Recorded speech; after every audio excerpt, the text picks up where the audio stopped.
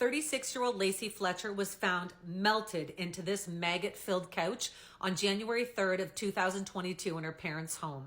She lived on this couch for 12 years, and her parents have now pled no contest to a manslaughter charge.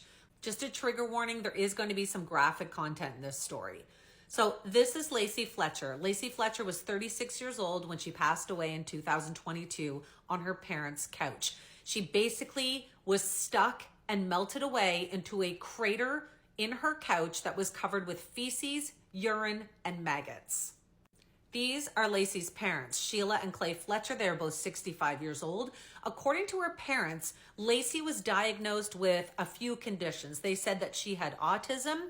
They said that she had severe social anxiety. And they also claimed that she had a condition called locked-in syndrome, where you can't move any of your voluntary muscles except your eyes. This is the couch that Lacey Fletcher lived on for 12 years of her life.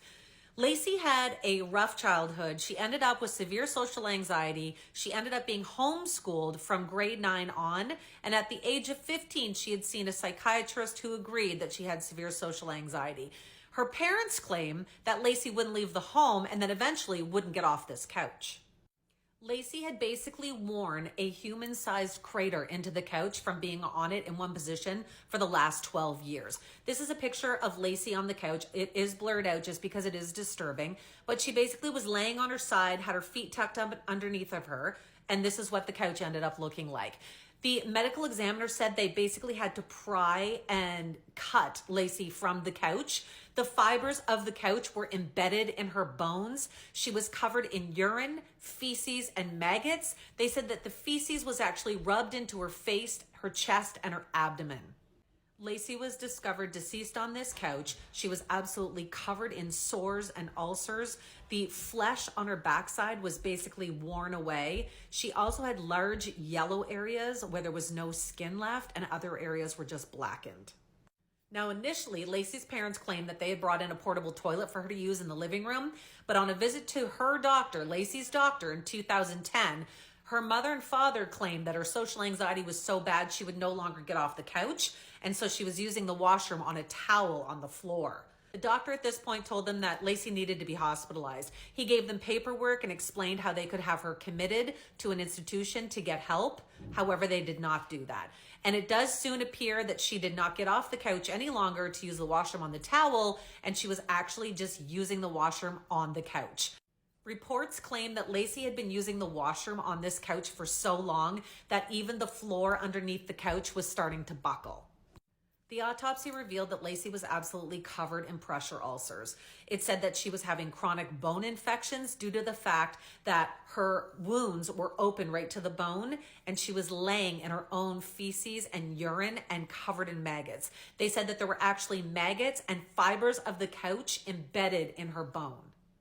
The cause of death was listed as sepsis due to a number of factors. The fact she was immobile, she had not moved for years, severe malnutrition, she had basically stopped eating towards the end of her life.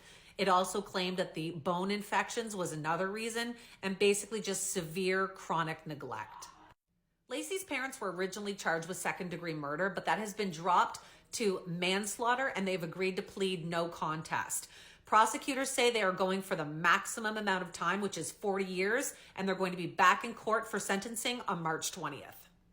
Lacey's parents, like I said, were just in court last week, and they were actually surrounded by some supporters. Members of their church, the First Baptist Church in their hometown of Louisiana, are all standing by them and feel that this is just a situation where Lacey was basically loved to death. The defense is trying to say that they were great parents, that they absolutely loved Lacey, but they ended up getting something that the defense is coining as learned helplessness. They're saying when someone has a special needs child, that they just get overwhelmed and they don't know what to do any longer. Lacey's father said that basically she had severe phobias. Initially, she was afraid to leave the home, then it was afraid to leave the living room, and then eventually afraid to leave the couch. Lacey's mother said the last few days of her life, she started to eat less and less, and that her final meal was half a sandwich and some Cheetos. I will definitely be updating once Lacey's parents are sentenced on March 20th, so make sure you hit follow if you're interested.